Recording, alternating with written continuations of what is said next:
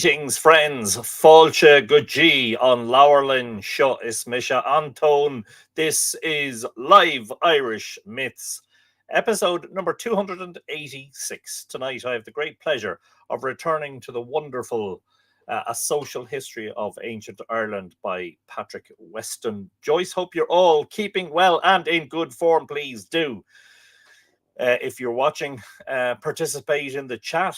Please do comment, whether that's on Facebook or on YouTube. If you're on the YouTube channel, the Mythical Ireland channel, please do make sure to subscribe and ring the notifications bell so that you get notified of future live streams and video uploads. It has been a very busy few weeks here at Mythical Ireland headquarters in Drogheda, in Drogheda Áha, i Glan na Bóinne, in the Boyne Valley.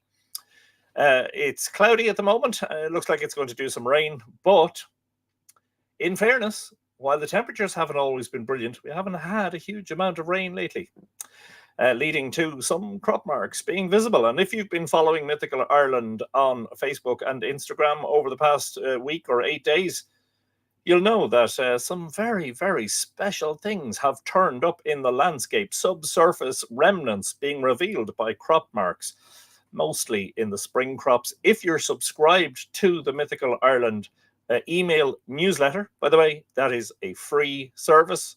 There is no charge for subscription.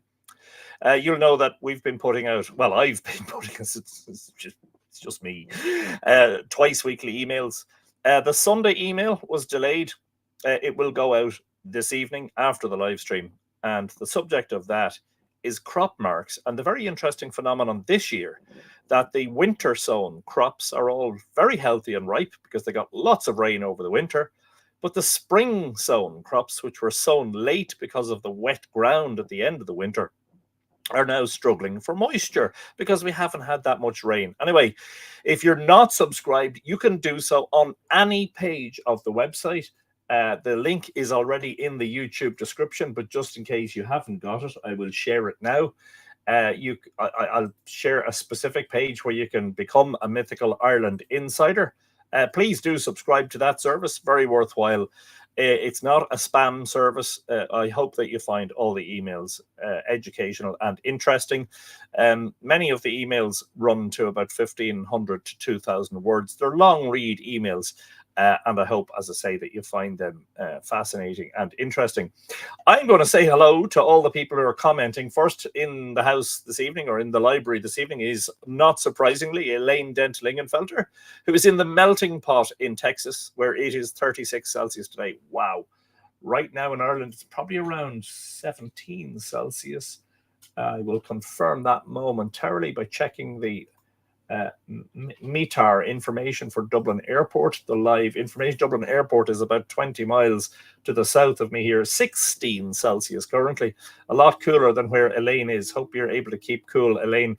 Tuesday Thompson is wishing us all a happy Mythology Monday. Thank you, and many happy returns Tuesday. Helen Hirsch-Chader is in the house watching from the Black Hills of South Dakota. Helen, always a pleasure to welcome you to the Mythical Ireland Library. Wayne Bird is saying, evening, Anthony. Hello, everyone. It's always lovely, these Monday night get-togethers. Lovely video of the Fornocks. Yes, indeed. Special thanks to my daughter, Tara, for filming, directing and editing that. And watch out for a few more video clips in the coming week. Just to confirm, that the Fornocks monograph is complete, as I've said.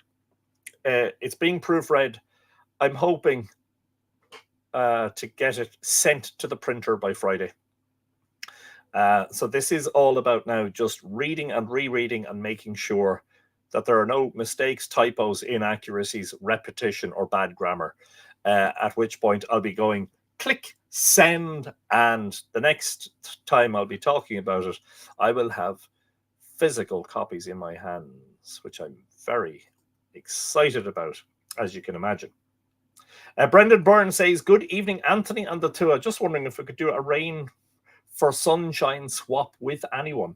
And I think there's rain on the way. So if you're in Glendalough, it's probably raining there already. Oh, yes, indeed. Yes, there is rain pushing up. Well, all I can say is apparently the ground needs it. I saw busy signs of the harvest today while myself and Tara were driving to Fornocks. some combine harvesters in some of the winter sown crops, and we saw a few tractors pulling very heavily laden trailers full of grain on the roads. Rex Fortenberry is watching from a sunny and toasty South Louisiana. A mighty blessing to you all. Hope that it's not too, what's the word when the weather is kind of suppressing you? So hope it's not too suppressive. Lily Shambles is saying, evening from a very soggy UK. I hope all are well. I'm currently 2.5 weeks into a bout of pneumonia that refuses to shift, so in need of plenty of dad jokes, please. Well, I'm sorry to hear you're under the weather, Lily, and all the best for a speedy recovery. What do you call a priest that becomes a lawyer? A father-in-law. There you go. That's the first, hopefully, of many. But don't blame me if they're awful, because they usually are. Richard Burgess is saying it's hot outside in New York today, 87 Fahrenheit, 30 Celsius. Too hot for me. A good day to dive into some cool Irish mythology. Yes, indeed, Richard. Always a pleasure to see you, and hopefully not too hot for your liking over there. Auntie Joe is watching from Colorado, waiting for rain for the first time in over a month. Hope everyone's well. That's a hell of a boast, isn't it? But mind you, although it did about a day and a half or a day and 3/4 of rain here last week, not sure what days, maybe Tuesday and Wednesday, Monday and Tuesday, or Tuesday and Wednesday of last week. The ground is still quite hard and dry in the Boyne Valley. And as I say, some of the spring crops showing signs of, what's it called? Moisture deficit. Michael Pike is in the house. Banachty, Anthony, August Natua, August Banachty, Tufain, Amichal, Awichal. And I saw your comment on the Fornox video. Thank you for that. Linda Bird is saying hi from hot Maryland. How do you describe hot, Linda? It's great to see you, by the way. Hope you're in good form. On the other side of the camera this time, not in real life, Britt Griffin is saying hello from Northern Ontario in the middle of a plumbing emergency, but hopefully we'll get resolved so I can join you. Great folks. I hope the place isn't flooded or anything, Britt, and that you get that situation resolved fairly quickly. Ulla Conrad says hello from Denmark. Excited to hear how things have developed. Yes, exciting times. And it just goes to show you, despite all that's been discovered in crop marks, especially in the 2018 drought and in Google Earth and Apple Maps in the interim, there's still lots of stuff subsurface that's there to be discovered. Barbara Murphy, always a pleasure, of course, for me as a Murphy to welcome another of the clan, the extended clan. Hello, everyone. Cooler today in Tucson, 102. We've even had rain. Looking forward to Mythical Ireland and fun. Sorry, Mythical Info and fun with friends. 102 is cool. Wow. I'd hate to see you describing or telling us what hot is. Now, what is 102 Fahrenheit in Celsius? It is 38.8889. Let's call that 39 degrees. Wow. Hotter than it's ever been in Ireland. I'm a tiny bit on the croaky side this past few days. There seems to be a bit of a, I don't know what you'd call it, a summer cold going around. Several in the household with coughs and croaky throats and runny noses and that sort of thing.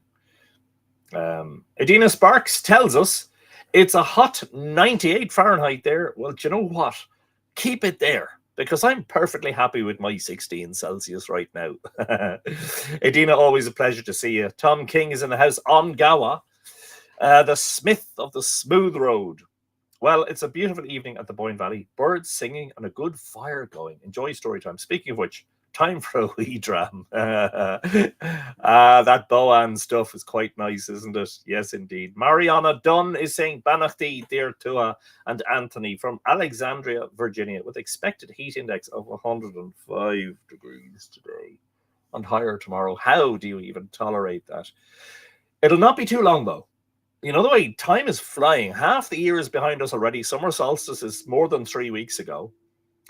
It'll be no time at all. Our Canadian friends, Anne McCallum, will be telling us it's -10 with 3 feet of snow. The Coloradoans will be telling us they're under snow. And all of the rest of you will be saying, oh, at last, it's cool, you know. But right now, I know it's the height of summer and it's warm, hot, hot, hot in places. Leslie O'Neill is saying, good evening from a still dry Bettystown. Says, you long may it last. Of course, only dry if you're not in the sea at the beach there, Leslie. Pardon the pathetic attempt at humour on my part. 100 Fahrenheit, yes, says Linda. Climb in the icebox and shut the door. Literally under the weather. We have a weather warning for more rain tomorrow.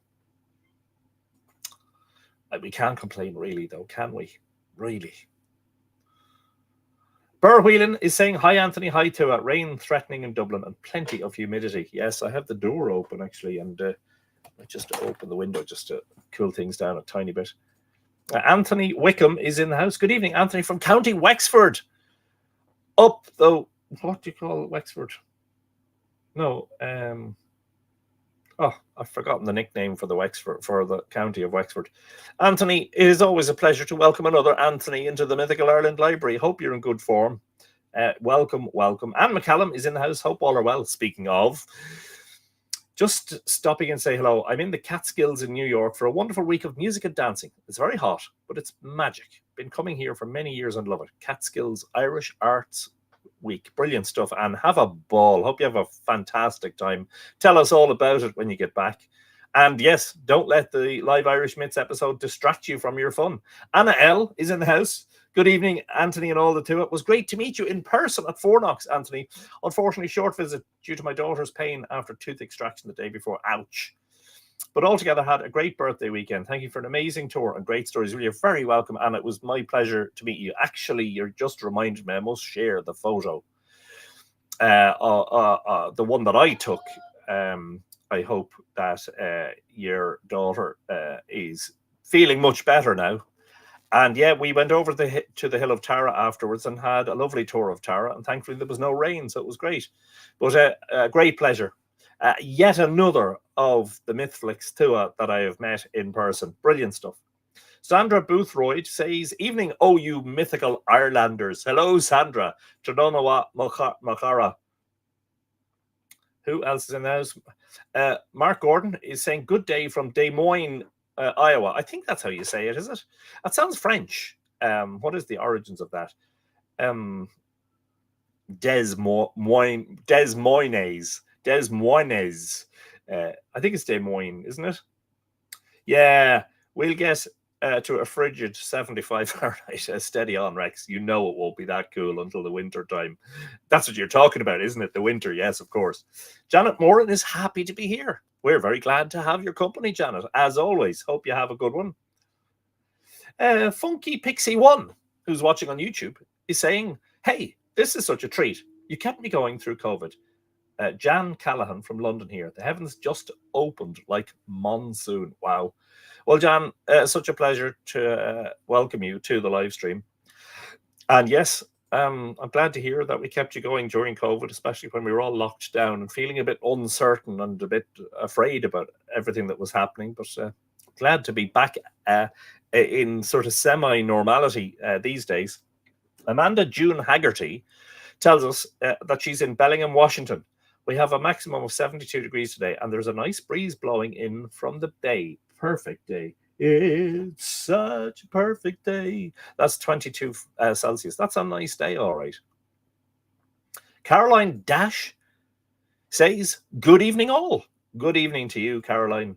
Welcome to Live Irish Myths. You had it right the first time. It's French. There you go. Turns out I'm not too bad at some of the pronunciations. I imagine you could put together a very interesting outtakes video from various things that have happened on Live Irish Myths over the past 285 episodes. And one of those videos could be a compilation of mispronunciations by Anthony. That would be very funny. Shay Payne is in the house and saying, hello all. Hello to you, Shane. Welcome to the live stream. A couple of quick announcements before we get going with the reading.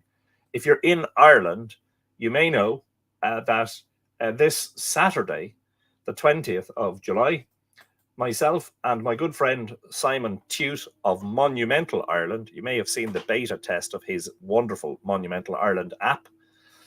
We're co-hosting a tour of the Hill of Ishnok, exploring its archaeology, history, mythology, cosmology, astronomical alignments, and its sacredness. And we hope that you can join us at 2 p.m. next Saturday for that. Tickets can be acquired through the Mythical Ireland website on the tours page. I am sharing the direct link to the tour as a comment there on Facebook and YouTube, so that I hope that I'll see some of you there. I know several have already booked tickets. I mean, several people who regularly watch the live stream. So hoping to see as many of you there as possible. Nora Gaffney O'Connor says, Gia is even Lun vet on show. I'm so disappointed I missed episode last week. Such excitement, but I kept an eye on ye all, watched back and have caught up. Red Book made an appearance and all. Oh, yeah, the Red Book, the famous Red. Wait till somebody sneaks in late now. We'd see whether the Red Book gets taken out or not. Just brilliant. Congrats, Anthony. Proceed with fun and frolics. Well, it's all the more fun when you were here, Nora. So thank you for joining us. So are we having rain for the next 40 days and nights, says Caroline Dash? Well, today apparently is St. Swithin's Day, and the Irish folk tradition is that if it rains on St. Swithin's Day, it will rain for the following 40 days.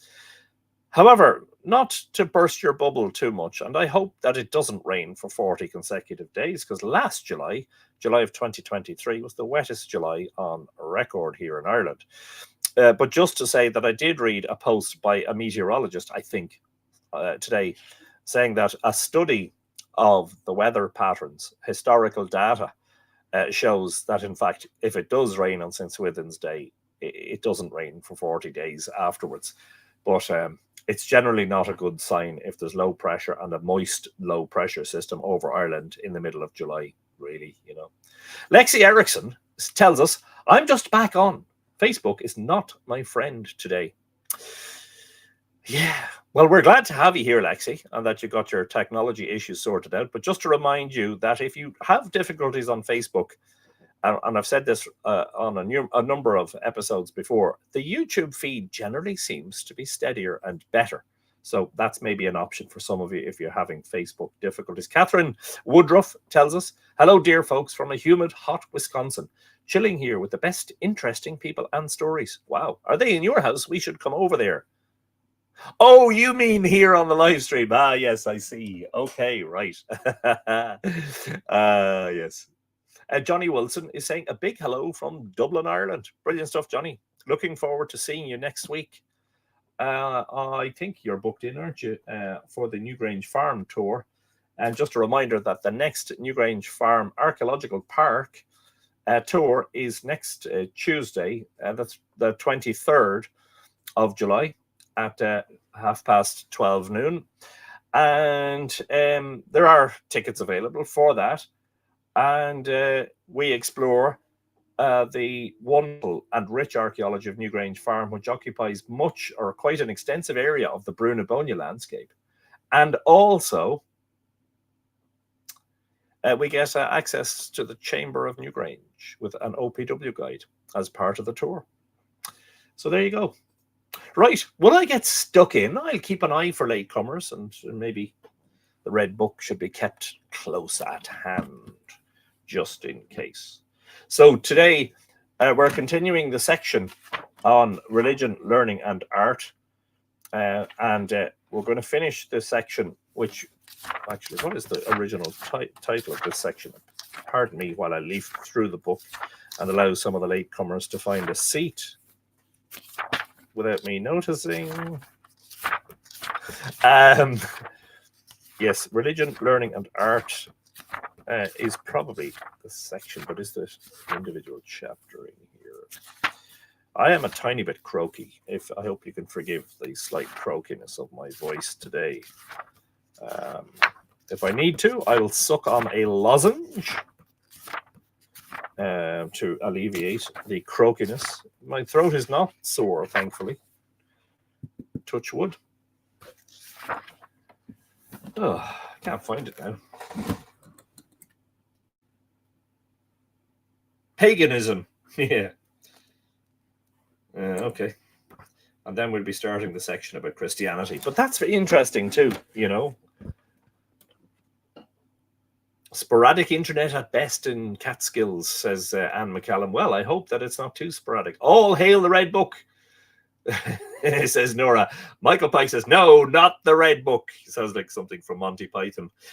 Quick, well done to the Spanish soccer team on winning the Euros, their fourth European Championships yesterday. Very, very entertaining final. Not having any particular affiliations. I enjoyed watching some of the soccer over the last few weeks. Commiserations to all our friends in England on their second successive defeat in the Euros final. But one thing that you can take from it is that you've gone a lot further in that contest than the Irish football team ever has. So unfortunately, it wasn't to be. It was a very entertaining match. Thought that, well, England certainly came close to, didn't they? Came close to equalising, but it just wasn't to be on the night. And Scott Doherty's in the house. Hello, Anne. Welcome, welcome. Monty Python, quick, grab your coconuts, says Nora. Yeah, Facebook acting up a bit, according to Brendan. Don't forget, if Facebook is acting up, please do migrate to YouTube because it's generally better there. So this last part of the section about paganism is called Geasa, or Prohibitions. Then we'll be talking about Christianity before St. Patrick's arrival. Wow, there was Christianity in Ireland before St. Patrick. I don't believe it. After 58 years of the men not winning a major tournament, we're used to it. Yeah, I know it must be very, very disappointing and frustrating, to get that far and not to be. I thought they got better as the contest went on. Although I do think that the Harry Kane penalty against the Netherlands was very dodgy. I don't think it was a penalty, and I think a lot of people agreed with me on that. But yeah, very, very interesting, Just as we were heading to bed, my missus asked, did you put the wheelie bin out? I said, no, I'll do it in the morning. And she said, what about the cat? I said, well, I'll ask him, but I don't think he'll be able to pull a wheelie bin. Rex tells us he always has coconuts handy, just in case a bit of horse trotting needs to break out. African or European swallows, of course. Followed your comments on the ancient culture of Anatolia. I had a paperback from a teacher in San Francisco who was working on her doctorate in 1972, says John Inman. Wonder what her doctorate was about. Same subject, I presume. Good. So this is Geasa, or Prohibitions. There were certain acts which people were prohibited from doing under penalty of misfortune or ill luck of some kind. Such a prohibition was called Geash, Geis, or Geash, Geas. Plural, Geasa, Geassa. A Geash was something forbidden, somewhat resembling a taboo. And by the way, that word taboo is generally the English word that is used to translate the Irish word Geash. So you're back to the old book. So excited. I'm in Donegal, so I'll have to jump off now, but I'll catch up on the rerun. Well, hello, Josie. And yeah, you're in Tyrconnell, and enjoy your time up there. Beautiful part of the world. Not sure if you'll get the chance to go out to Tory Island. But yeah, here's your hello, and we'll see you on the rerun. A geash was something forbidden, something somewhat resembling a taboo. Another term for a geash was an orgarad. Uorgard, orgarad, or plural, orgarta. It was very dangerous to disregard these prohibitions. Because Connery, the great King of Ireland, Conor Mór, that is, King of Ireland in the first century of the Christian era, violated some of his Geasa, most of them unwittingly, the peace of his reign was broken by plunder and rapine, and he himself was finally slain in the sack of Dod Jerga. And of course, we read in a series of 4, I think, episodes back in 2020 and had great fun. What do you see? Said Inkel. The entire story of Tugal Bruin Jaderga, the destruction of Jaderga's hostel. Some Geasa were binding on people in general.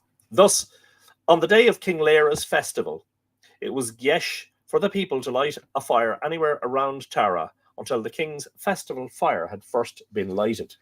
Now, that one is fascinating. It has interested me for a long time. Why? Because I wondered why the king would be lighting a fire at Tara at Easter.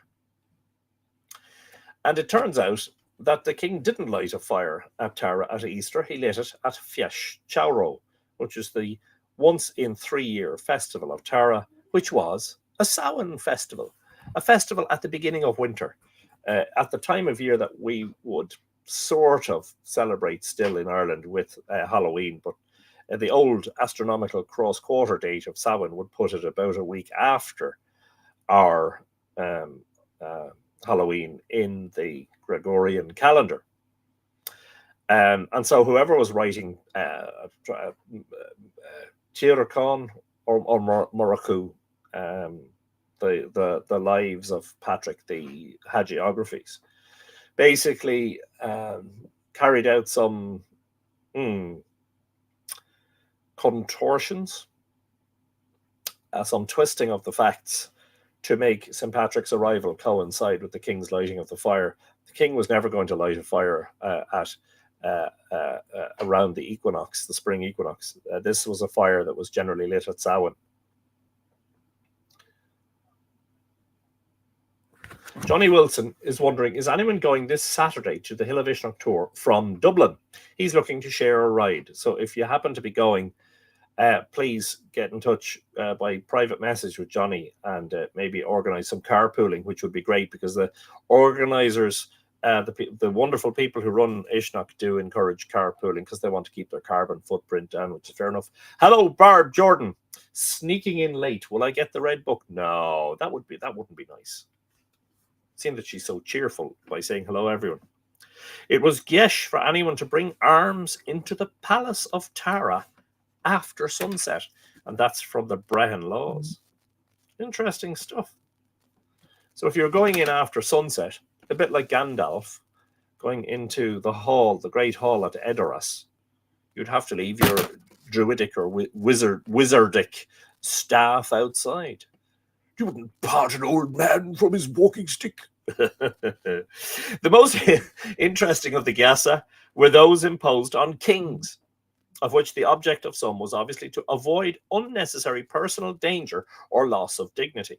For example, it was a Geas to the king of Awan, that is Awan Macha, the capital of Ulster, to attack alone a wild boar in his den. A sensible restriction. I imagine wild boars, which are now extinct in Ireland, but were a nice delicacy in the Mesolithic before the arrival of cattle and pigs cattle and goats and sheep. If you wanted a good feast of meat in hunter-gatherer times, you had to down a wild boar, and they're quite a big and strong, ferocious animal. According to the Book of Achill and many other authorities, it was Geas for a king with a personal blemish to reign at Tara. Well, we know that. That's not just the book of Achill. That is something that is seen in many tales, including I was going to say Lugh of the Long Arm. I meant, of course, Nuadu of the Silver Arm, who had to abdicate the kingship when his arm was lopped off in the first battle of Moytura. So that when the great king Cormac MacArt lost one eye by an accident, he at once abdicated. The reason of these two Geasa is plain enough, but there were others which it is not so easy to explain. They appear to be mere superstitions, obviously from pagan times. That's what he says here. writing in an era when people were fervently Catholic. But we can now say, or I can certainly say, that I don't generally use the word pagan in my written work. John Smith has joined us from Dallas. Hello, John. Good afternoon to you. They appear to be mere superstitions, obviously from pagan times, meant to avoid unlucky days, evil omens, etc. Some kings were subject to Geasa, from which others were free. The king of Awan, i.e. of Ullad or Ulster, was forbidden to listen to the singing of the birds of Loch Swilly, or to bathe in Loch Foyle on a May day. That's from the Book of Rights. And the law tract continues that if he breaks through these, he shall not become king of Tara, i.e. over king or high king, even though it should come to his turn to be Ardry. Wow. So that would mean that the king of Awan shouldn't be anywhere near Loch Swilly if he's not to hear the singing of the birds there. The king of Ireland and the provincial kings had each a series of Geasa or Urgarta. To the king of Ireland, it was forbidden that the sun should rise on him while lying in bed in Tara, i.e., he should be up before sunrise.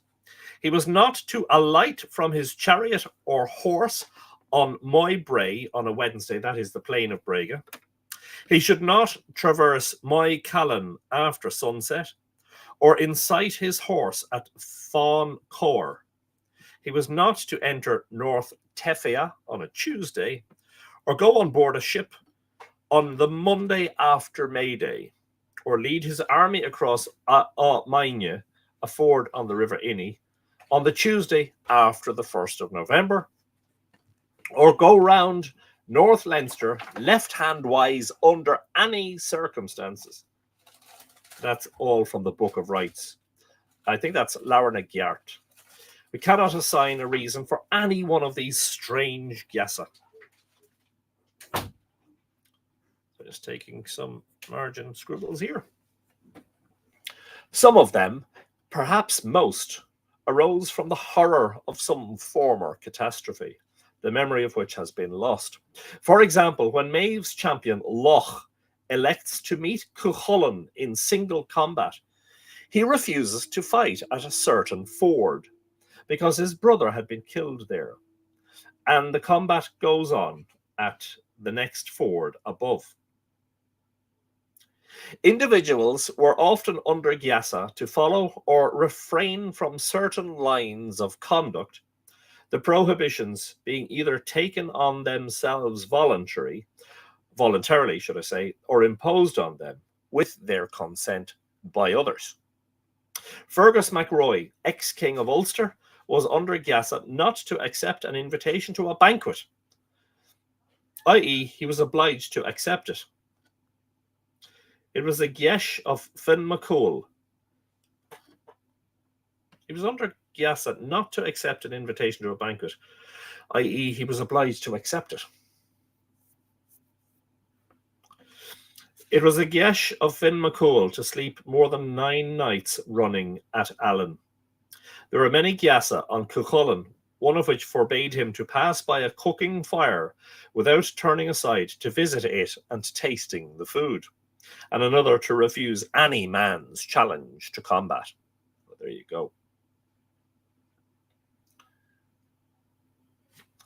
Valentina has joined us from rainy Glastonbury. Well, keep it over there, please. We don't want it coming over here. This is you. What power would I have in this matter? Yeah.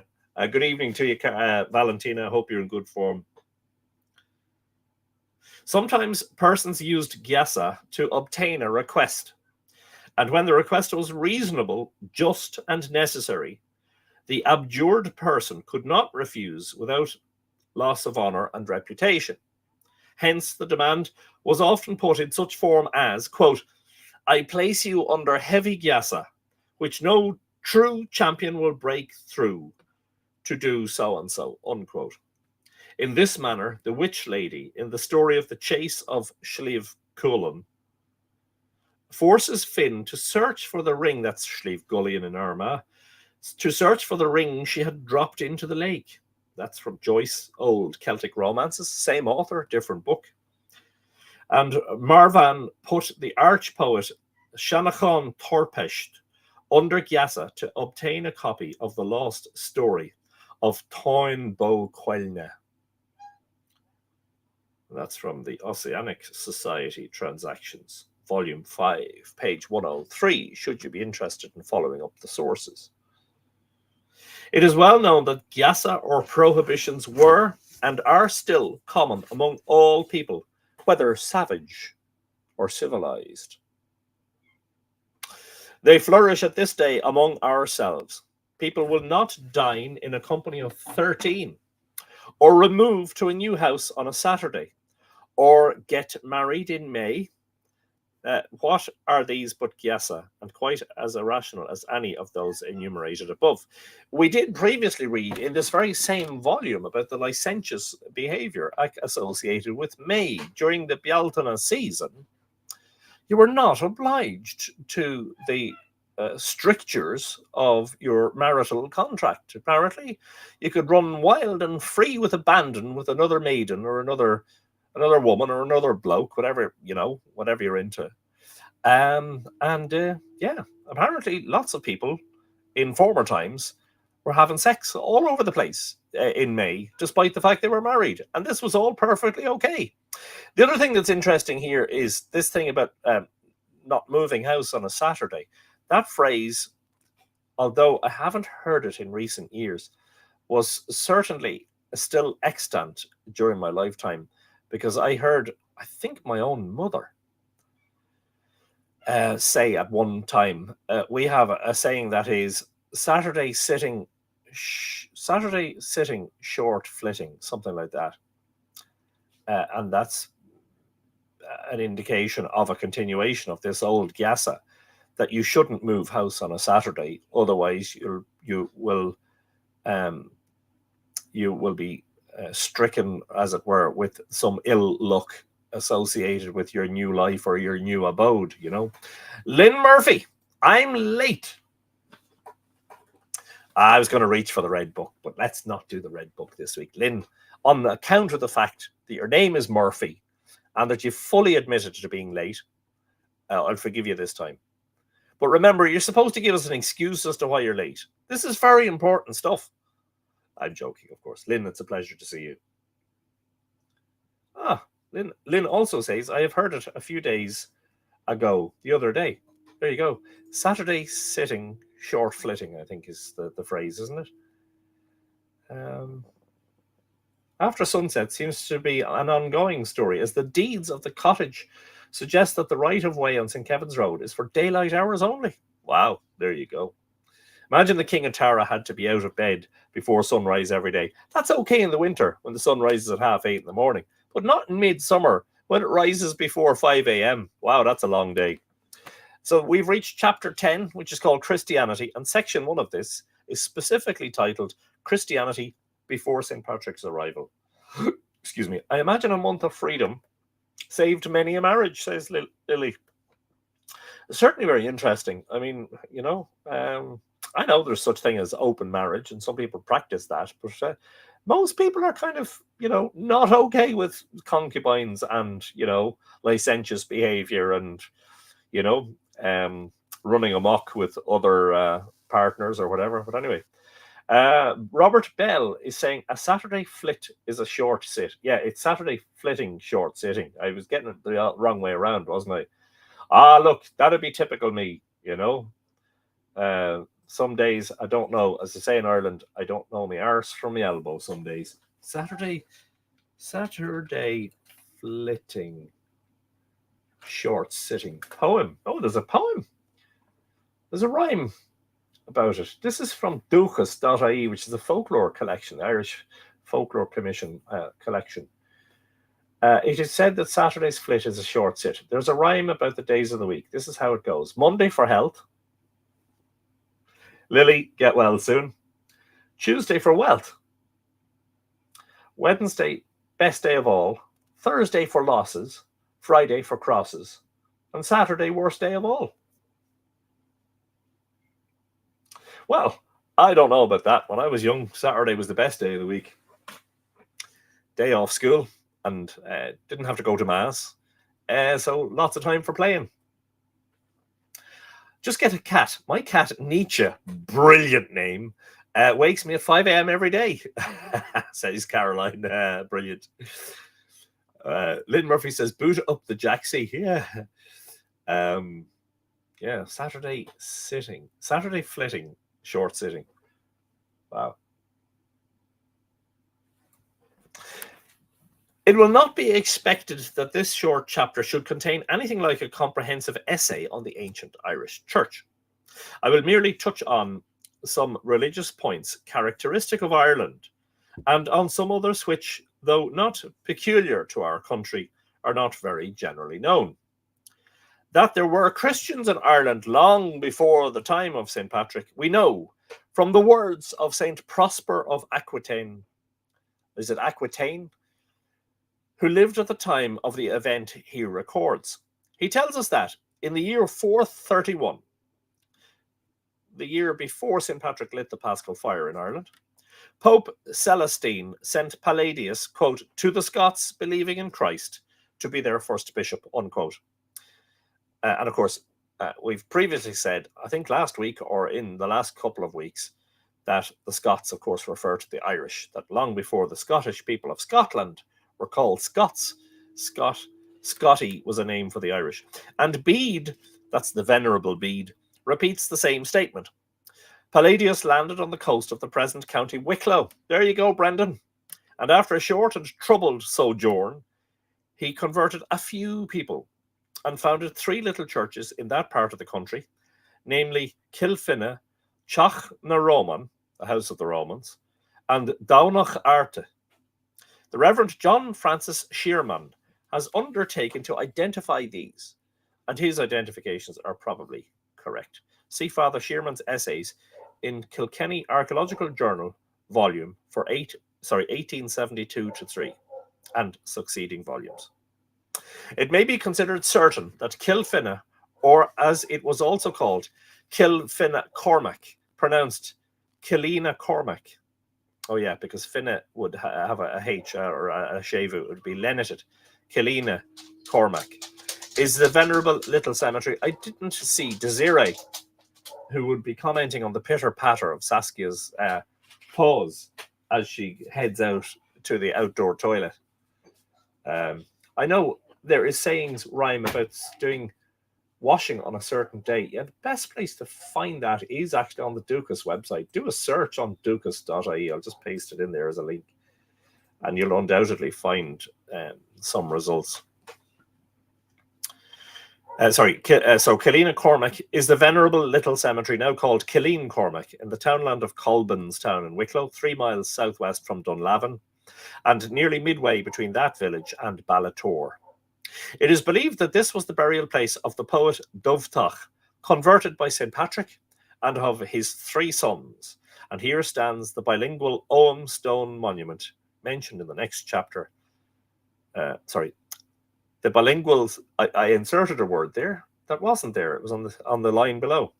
And here stands the bilingual Ogham stone mentioned in next chapter, which was their monument.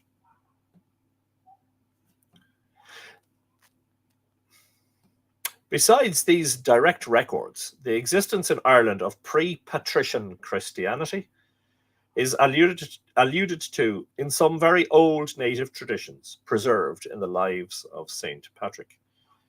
Yes, okay.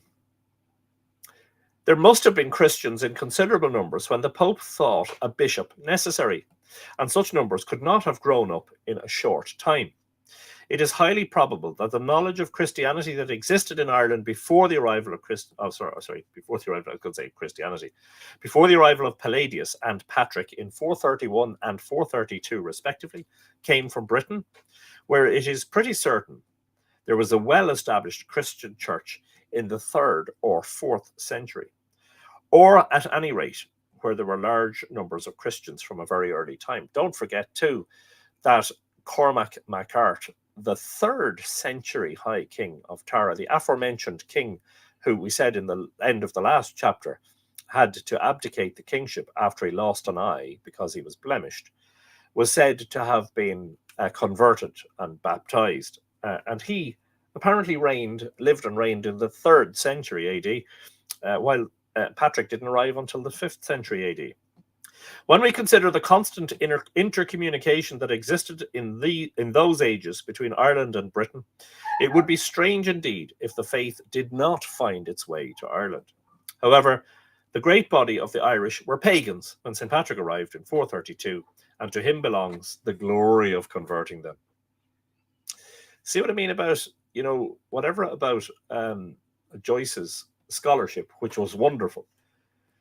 There is an aspect, as I've drawn attention to before, of scholarship in the 20th century in particular, where the scholar or the writer is a devout Catholic and who just accepts as Bible, as it were, the accounts about the introduction of Christianity to Ireland without question.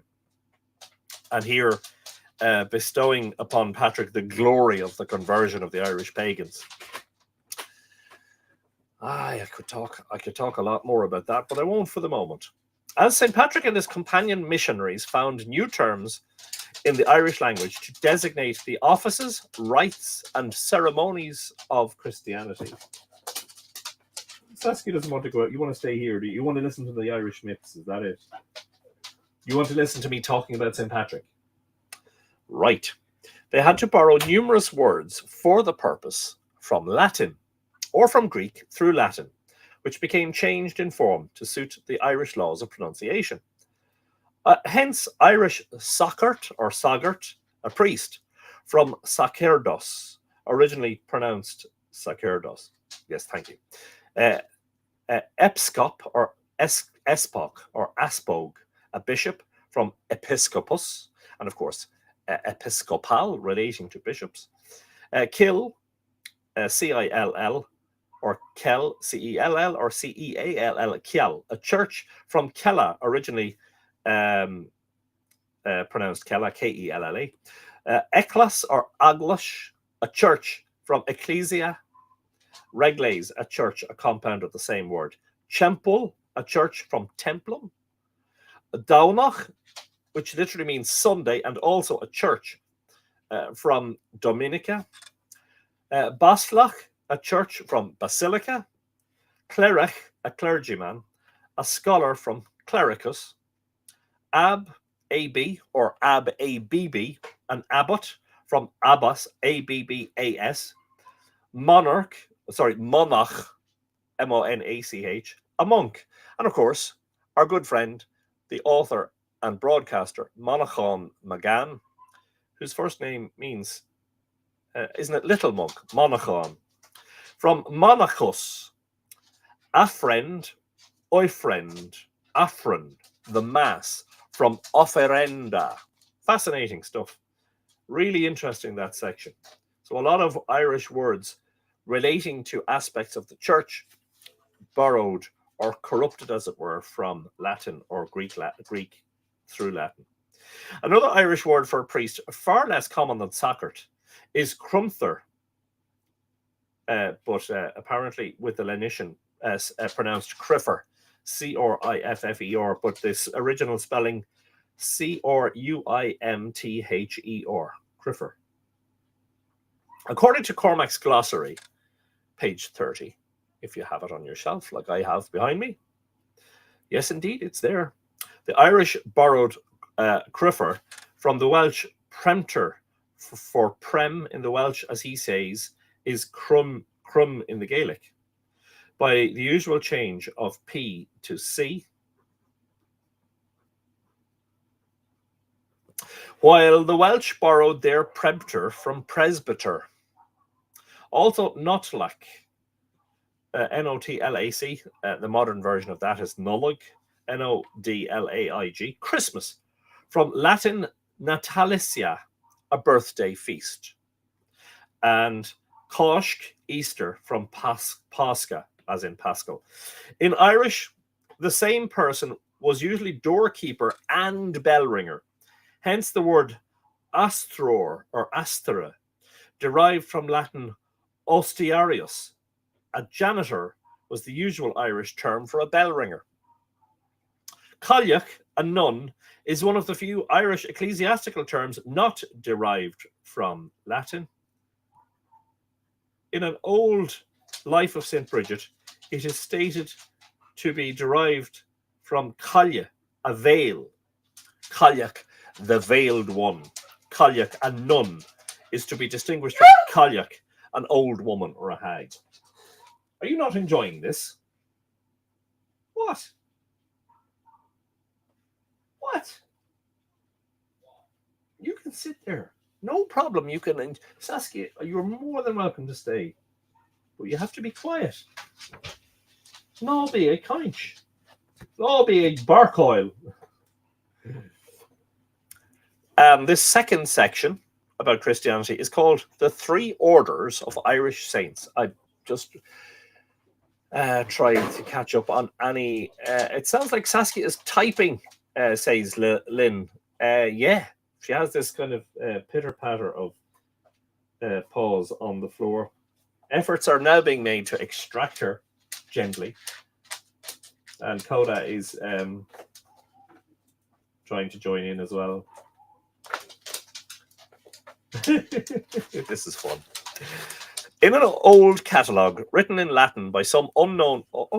hang on a second. I did say I was trying to catch up on comments. Susan Scott joined us. Just remembered it's Monday. Hello all. Brilliant stuff, Susan. Hope you're in good form. Settling in for a good listen now. Brilliant stuff. Lynn is saying that the Irish have books older than Sanskrit. Pagan's Rule, says Rex. Doug back from the netty. Yes, indeed, Caroline. Not a Patrick fan, I guess. You mean me or someone else? Yes, you may not be referring to me, but you probably know that I've written about how much of this story of St. Patrick is soaked in what we call mythology or legend. Love Mon Con, says Nora. I said hello to him at Ishnok and he was so nice. Went a bit weak at the knees, to be honest. Did he? Well, I would go weak at the knees if I was meeting a celebrity like you, Nora. What? Cailleach a nun? Yes, indeed. Cailleach a nun, yes. Also can mean a virgin, believe it or not. We have an ancient cemetery here in... how do you say that? Tamon, is it? Called the Monachon. Wow, there you go.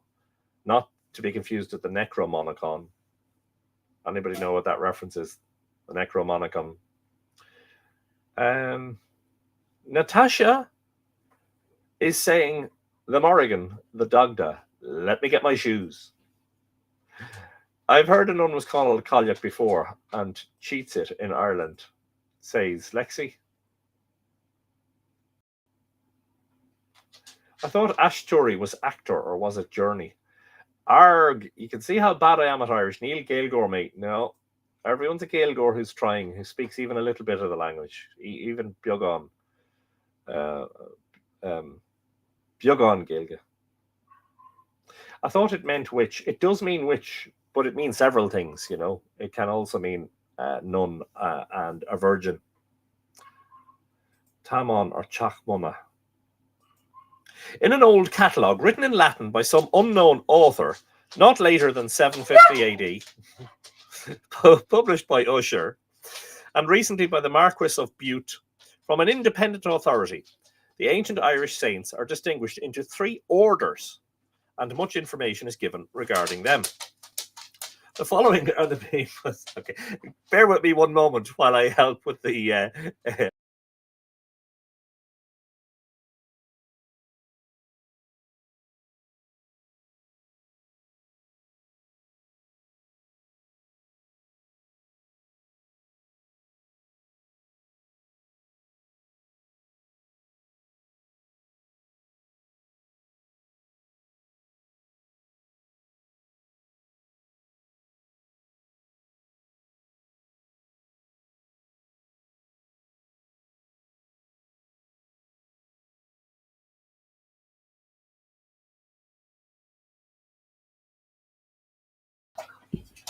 Well, we interrupt this broadcast to escort a dog out.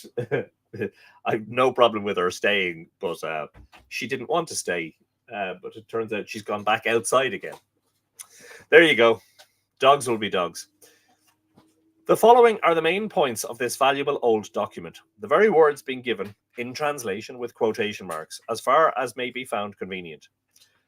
The first order of Catholic saints were all bishops, beginning with St. Patrick, which is fascinating because, like, in the first millennium AD, prior, in fact, to the synods of the 12th century, the Synod of Rathbrassel and the Synod of Kells-Mellifont, a lot of the Irish church leaders were abbots. They were monastic leaders rather than episcopal leaders, you know. And even the modern depictions of Patrick with the mitre and the crozier and all that, I don't think they're realistic at all, you know. So the first order of Catholic saints were all bishops, beginning with St. Patrick. They were the most holy Sanctissimus Ordo, shining like the sun. Makes them sound a bit like the pre-Christian deities, to be honest. They were 350 in number, all founders of churches, and they freely employed both laymen and women in the service of the houses of residence, because as they themselves were founded on the rock of Christ, they feared not the blast of temptation. All these bishops, the catalogue goes on to say, were sprung from the Romans and Franks and Britons and Scots. Unquote. That is, they consisted of St. Patrick with the numerous foreign missionaries who accompanied or followed him, and of the Britons and native Scots or Irish, ordained by him and his successors. This order continued for 4 reigns, namely during the time of Lera and Oliol Molt and Louis, son of Lera, and Tuhal Maelgarov, i.e., for something more than a century.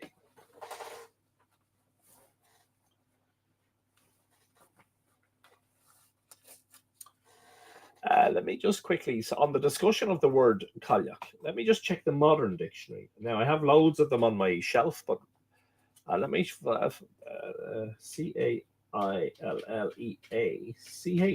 chonglan.ie, Cailleach, historical, nun, old woman, hag, wise woman, which is a Cailleach Fasa or fortune teller, Cailleach Fishogach, a sorceress or a charm worker, Cailleach na Clúide, old woman in the chimney corner, Cailleach na Lua Habui, sit by the fire, Cinderella,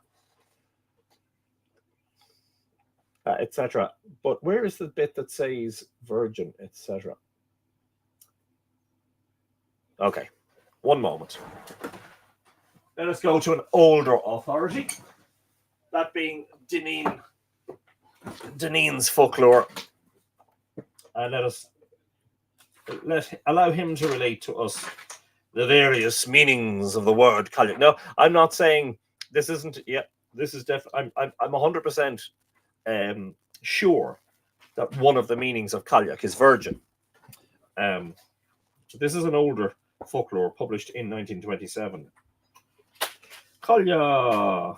Let me have a look. Cailleach. A veiled woman, a nun, a woman celibate. Cailleach dove, a nun, especially of any order, wearing black drapery. An old woman, a hag. Sean Cailleach, an old hag. Interesting that there are Cailleachs who are hags who weren't old. There you go. Cailleacha Cartae, women who tell fortunes by cards. Yeah. So a celibate woman and a virgin don't necessarily imply the same things. A celibate woman suggests a holy woman who has taken a vow of celibacy, where a virgin is just a woman who has not engaged in that activity yet in her life. So I'm suddenly doubting myself about whether it actually means virgin or a woman who has taken a vow of celibacy, i.e., another way of saying a nun. Hooray, a rabbit hole, says Nora. Yeah, it happens, doesn't it? And now I'm wondering what the original source of my contention that Cailleach means a virgin was, if not Dineen.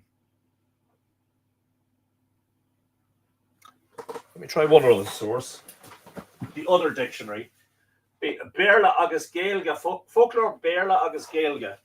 So, Dineen seo é on folklore Gaeilge agus Béarla, meaning these are Irish words translated into the English by, I was going to point to his name, it's not on the cover.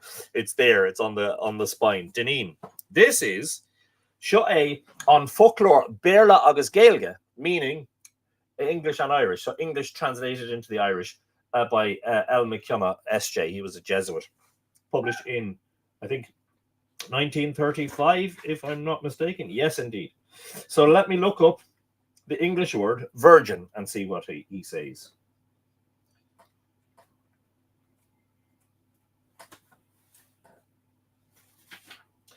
Do-do-do-do.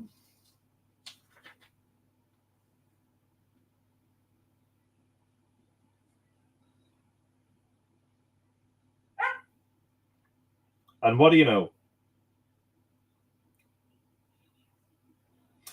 Virgin, Maigen, Maightean, doesn't actually give Cailleach. But another word for a virgin is oige, which literally means a youngster, or sometimes rendered oigvan, as in young woman. So that's a rabbit hole that I, at this point, must return from, because if we stay there, I'll never get back to this subject. But now I've set myself a task for the evening, after the live stream, after I publish the email, after I put the wheelie bins out, not the cat, because we don't have one. I have to find the source of that, because that's annoying me now. Like, Cailleach meaning virgin is something that I've pretty sure I've published in my books. Okay, let's tarry one moment longer in this rabbit hole. It might be in my Mythical Ireland book. Bear with me for a second, please, if you don't mind. And even if you do mind, tough. Apologies.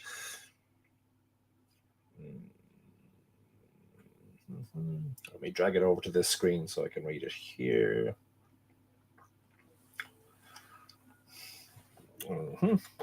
So I'm looking for the word virgin. Virgin forests, Virgin Mary. No.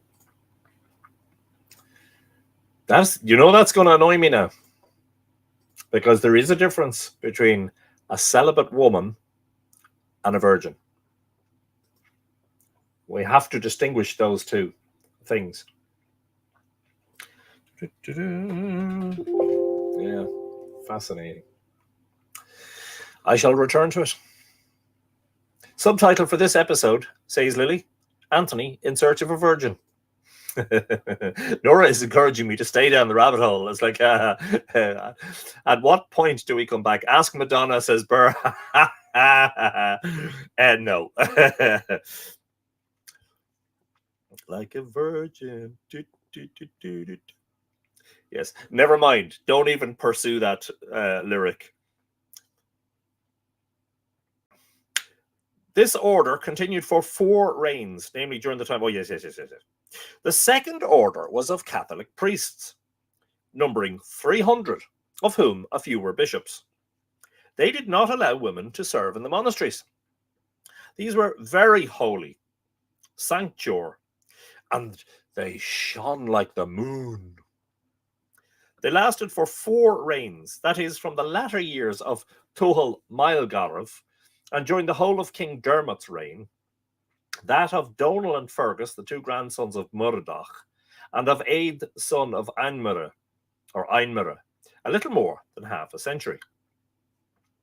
The third order consisted of priests and a few bishops. These were holy, sanctus, and shone like the stars. They numbered 100.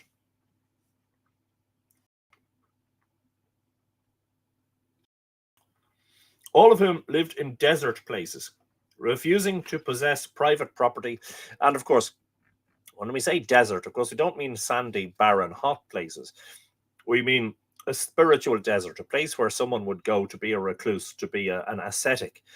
And you will find in numerous places around Ireland the townland name or the village name of Desert or Dysart, literally being an anglicization of that Irish word meaning a desert.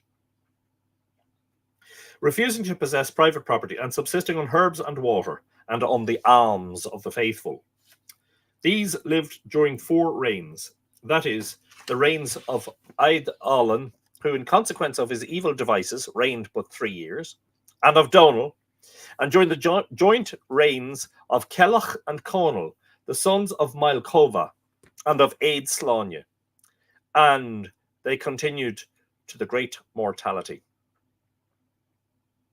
AD 664, i.e., for a little less than 3/4 of a century. 664, I'm pretty sure, was the year of the Synod of Whitby, wasn't it?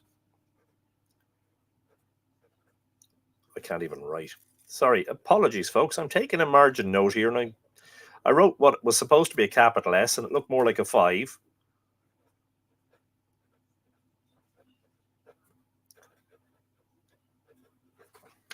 Synod of Whitby was, I think, 664. SYNOD. Synod of Whitby.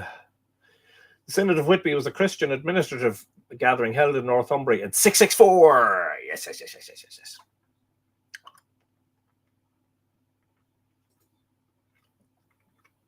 Yeah. Amajan.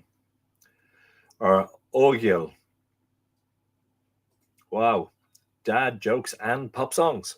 You get everything here on Live Irish Myths, and it doesn't cost a cent. Supposedly a woman not in need of a man, but isn't that most women? Most women don't need a man, you know? But yes. This reminds me of the litany of Irish saints that Our Lady of Sorrows had. John, finish that sentence.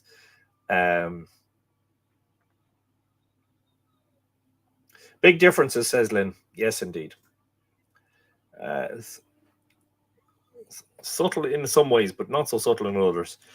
This old catalogue, though a little highly coloured, wow, after the fashion of the times and too precise to be accepted literally in all particulars, describes with general correctness 3 phases in the development of the early church in Ireland.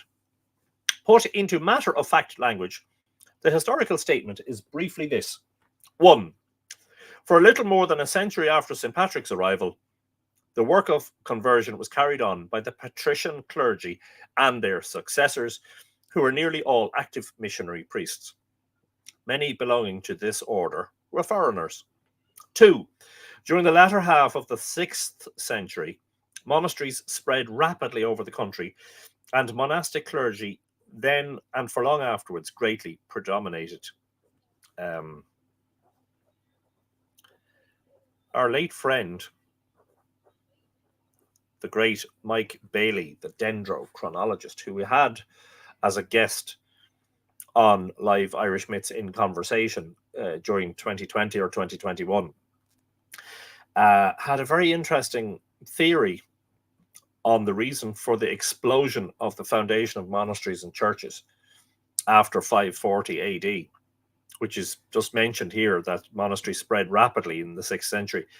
And that was related to what he called the Justinian plague, a time which is mentioned in the Irish annals as being a time of the failure of bread. And 3, from the end of the 6th century, for 70 or 80 years, eremitical communities, hermit-like communities, settled in remote and lonely places, became very general. it will be worthwhile to describe these religious developments in some detail.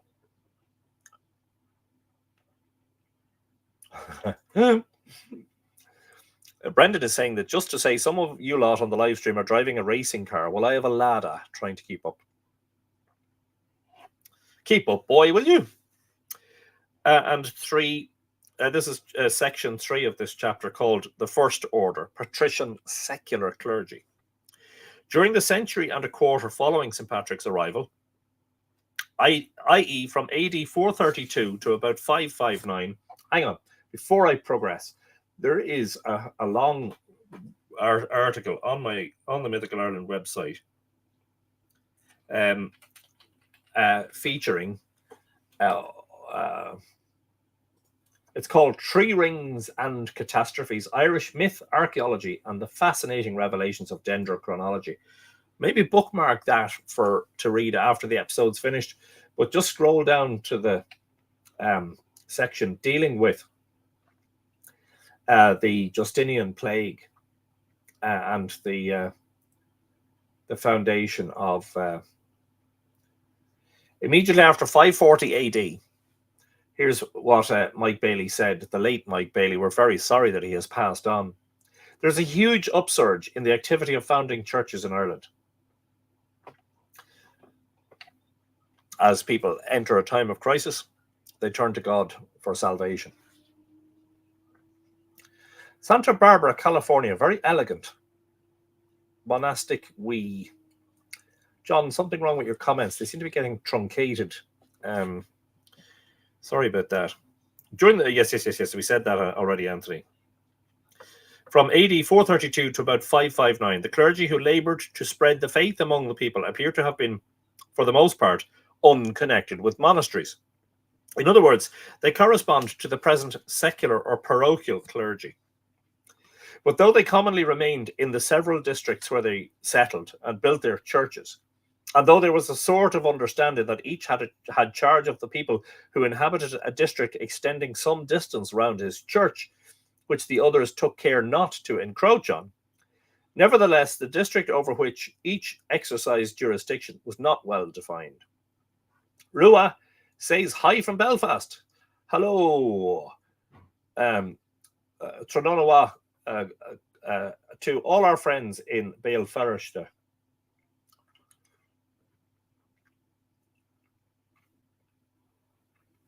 Sorry about the fact that I'm sucking a lozenge. It's just because my throat's a bit croaky.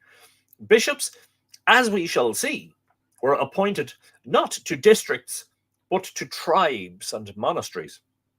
Still, as a tribe occupied a portion of the country moderately well defined, the jurisdiction of the bishop of the tribe extended over that district, so that this tribal arrangement contained the germs of diocesan distribution.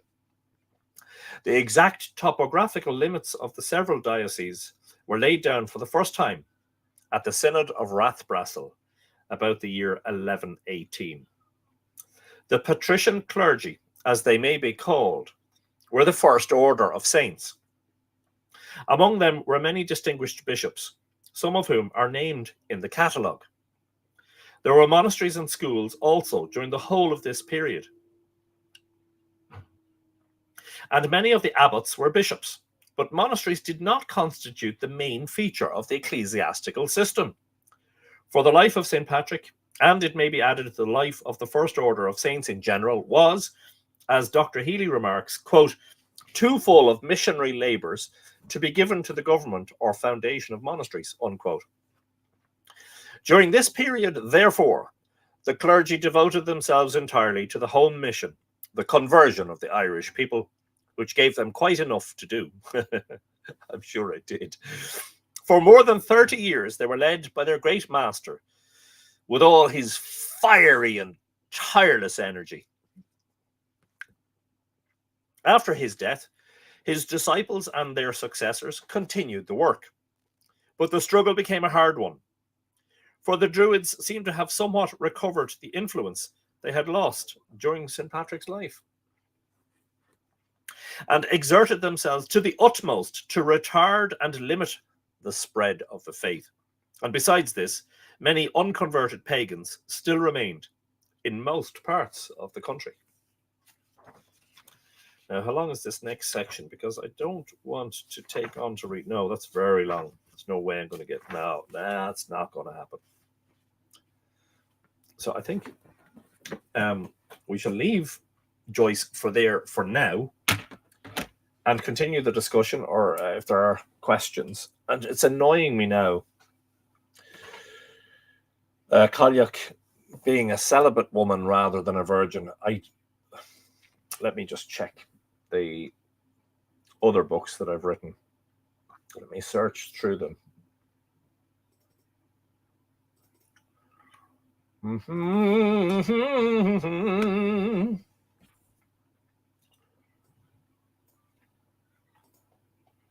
Okay, let's just try this.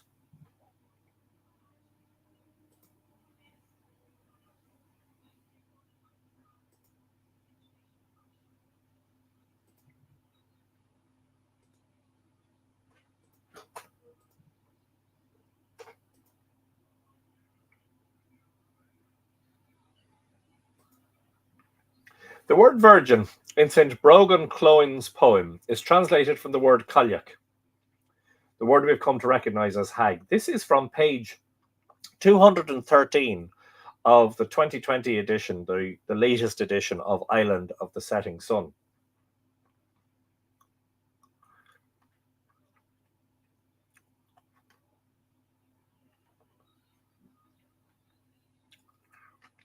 So that's interesting. Who translated that poem is the next question. 40. That's footnote number 40. In what chapter? Chapter 10.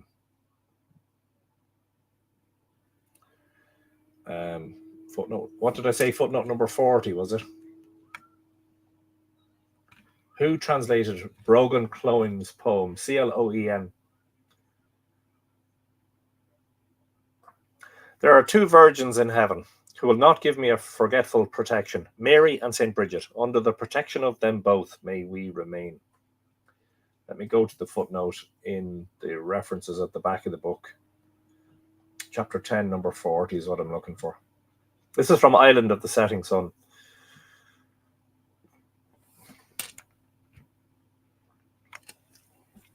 Oh, that's James Todd.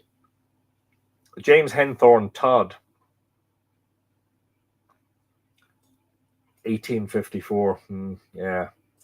I'm kind of thinking that's not necessarily the most reliable of, or maybe I'm wrong, before I speak too loudly.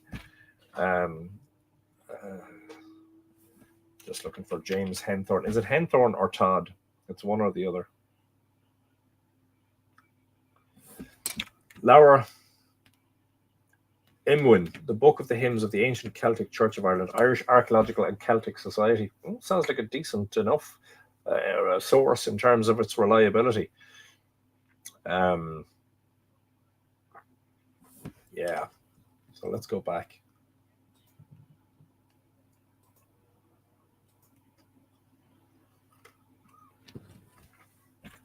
Kalyak can mean both virgin and hag.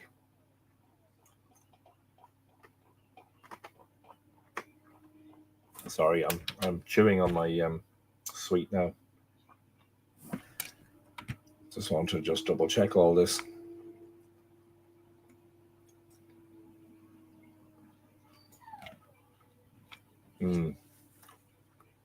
It's interesting. So Brogan, let me see if I can find that. I'd love to find the original.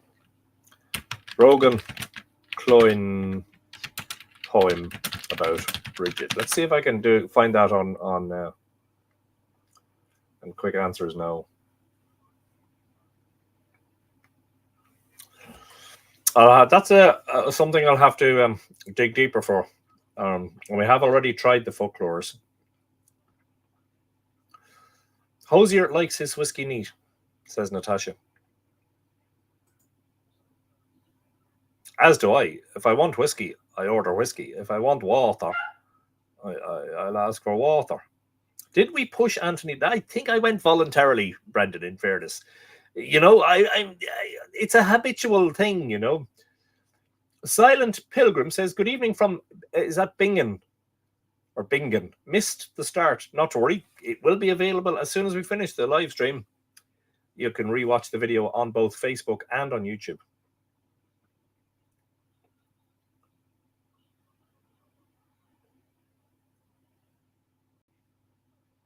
I missed Joan Schroeder saying hello from Newport, Oregon. Always a pleasure to welcome the Pacific Northwesterners into the live stream, into the library. Joan, you're very, very welcome. Hope you've been enjoying this. He was more than willing, I think. Yeah. Look, it's far for me, yes. Far be it for me to allow myself to get distracted completely during a live stream, to go down what we call a rabbit hole in search of information. But that's annoying me now. The fact that, well, there are two virgins in heaven, two Kalyaks, is that really what it's translated from? The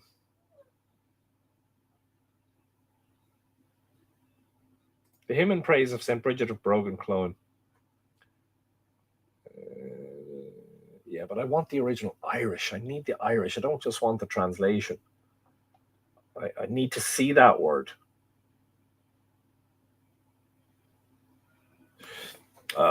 Dictionary of the Irish Language is a very good source for the older stuff.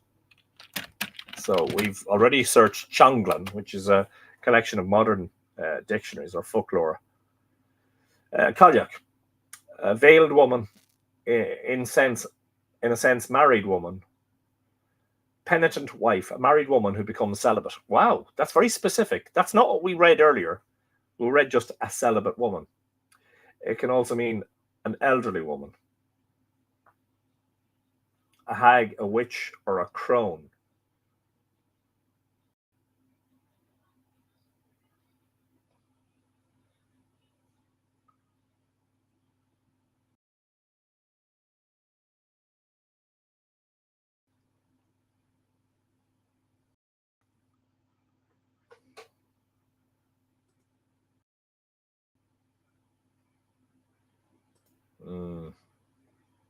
Yeah, that's one I'm going to have to do more research on. Desiree, you missed Saskia pitter-pattering in and out, and then she came in and stayed here for a while and started yelping at me. You missed all the action. And maybe, actually, speaking of whiskey, I see there's a whiskey conversation going on. I don't know how this started without me, but not Desiree, sorry for a moment. And Nora, yeah, I think maybe because on account of the fact that I have a slightly croaky throat, I should probably have a dram after the live stream. What do you think? Yes or no?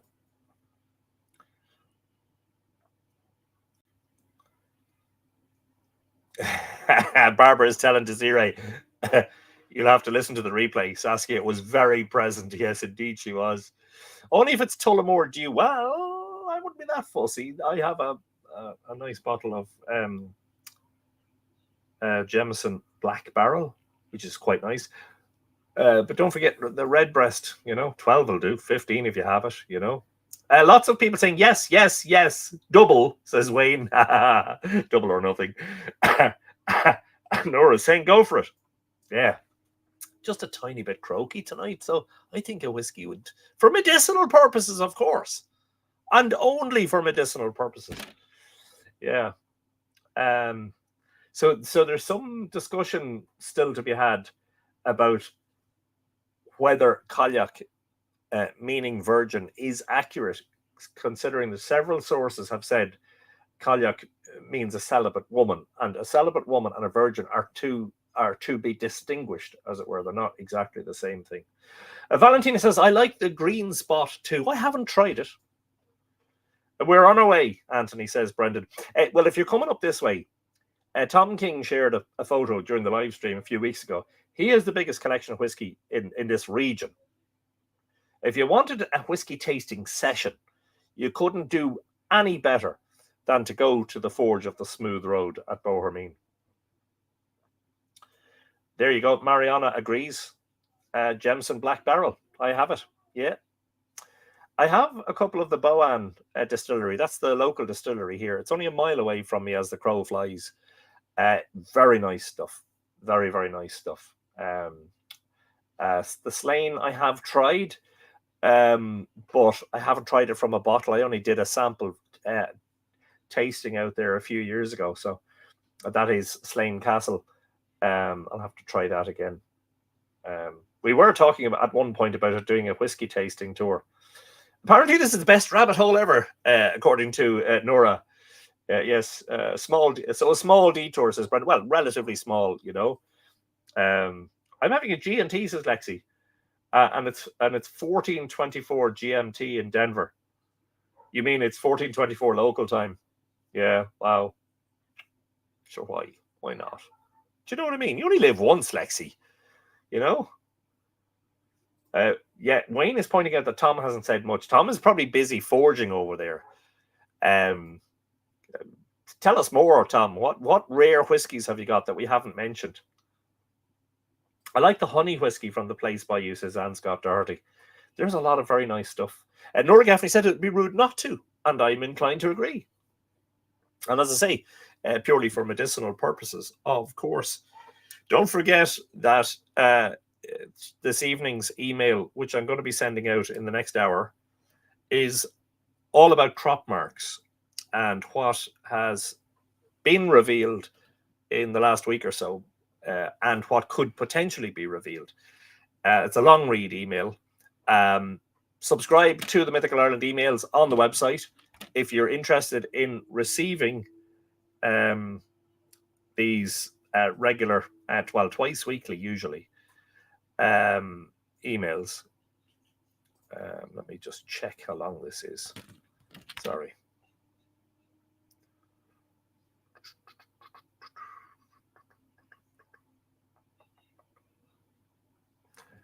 And I can't immediately find it, which is worrying. Oh, yeah. That's because I typed it on my typewriter. I have to do it. It's in my emails. Yeah. I reckon it's about 17 or 1800 words. And that's, as I say, you can subscribe to the emails for free, and you can opt out and unsubscribe anytime you like. But this evening's email, which is going out after the live stream, is all about crop marks. Please do consider becoming a patron. That is most important in terms of sustaining Mythical Ireland and making it viable for me to do all the research and writing in particular, and the photography that I do.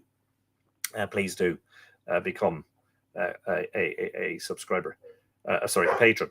At patreon.com/Mythical Ireland. That's the address that's constantly scrolling across the ticker on the bottom of the screen, the ticker tape, as it were.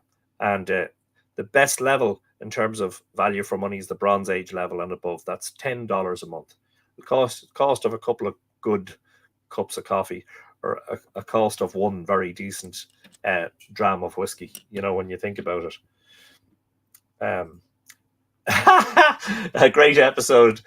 Have fun after with your whiskey in hand as you search down the rabbit holes for virgins, Anthony. Thanks, Lily.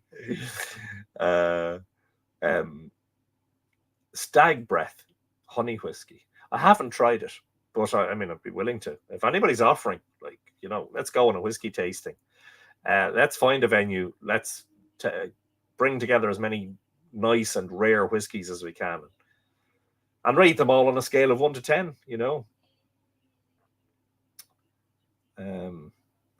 The Tua know too much about the Devil's Dram.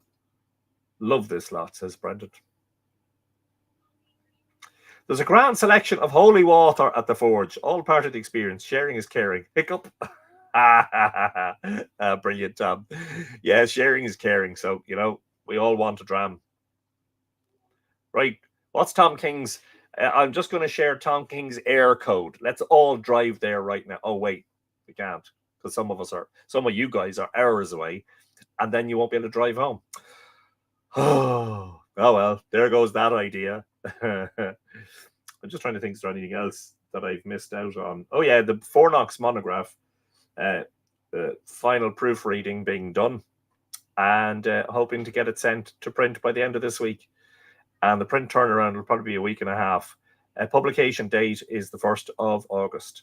It will reach the point in the coming week where I'll just say, look, press the button and send. Don't hold on to it any longer.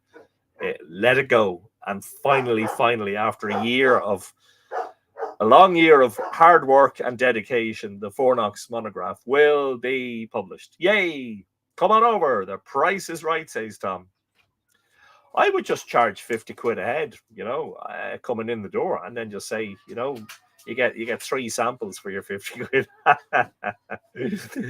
I need blessing, Tom, says Brendan. Rex is on his way over from Louisiana as we speak. Brilliant. Lexi Erickson thank you, Lexi, says, do become a Patreon. It's worth all these rabbit holes. Brilliant stuff. Anyway, we leave it at that because I have to get the email scanned and into the system and set up and sent. And I do genuinely have to leave the wheelie bins out. Tuesday morning is a wheelie bin collection day. So the wheelie bin joke at the beginning of the episode, it seems, is at least semi-relevant. Any other good ones? Somebody glued my deck of cards together. I'm having a hard time dealing with it.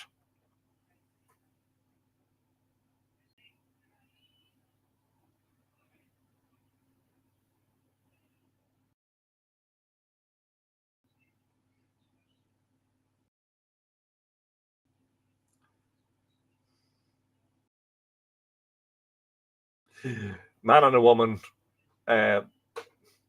presumably talking about a date. Man says, we should go out for a coffee sometime. Woman replies, how about 10 tomorrow? Man replies, no, that's too many. Anyway, the ghost and dead silence, exactly. There's tumbleweeds blowing through the library here. The silence is deafening. Uproarious laughter, not.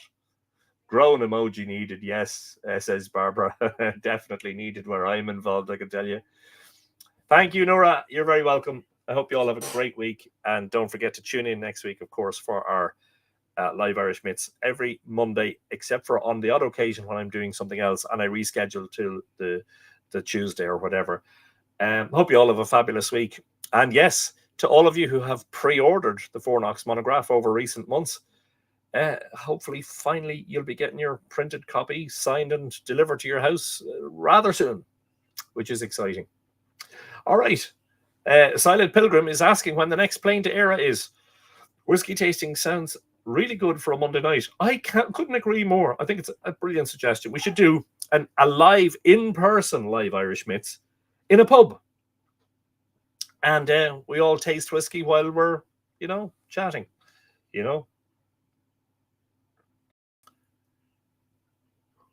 John Inman is saying, if I don't use caps, it goes wrong. Oh, yeah, there was an issue with some of your comments getting sort of cut off mid-sentence. Mariana says, take care. Thank you indeed, Ola.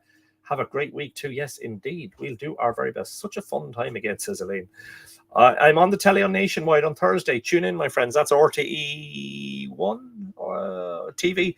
And if you're not in Ireland, of course, you get that on the RTE player on rte.ie. Good luck with that, Tom. Looking forward to seeing that. Tom's on the telly again, but sure, who'd be surprised? He's brilliant, and he's made for it. Live Irish Myths in a pub, according to Wendy Holmes, sounds awesome. Yeah. Let's think about that. Let's make that a reality. A very good night to you all. Ikawa Kulasov, Slán Gafol, and most importantly, Tog Gaboge. Until next time, Ismisha Anton, good night. So